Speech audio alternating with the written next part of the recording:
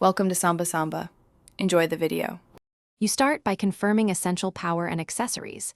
Make sure the battery is above 20% or plug in a 5V/2A charger. Once done, insert a SIM or micro SD card if you need cellular or extra storage and close the slot carefully. Now press and hold the power button for about 2-3 seconds. You'll see the startup logo. While the device boots, note any initial prompts.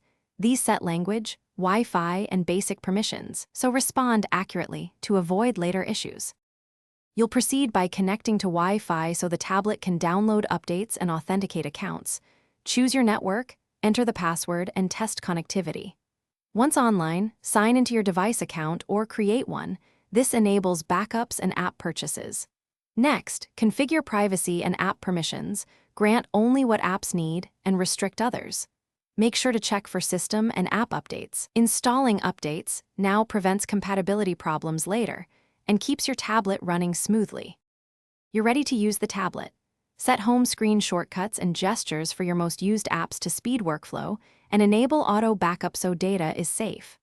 Once done, toggle battery saver to engage at about 20% to extend runtime.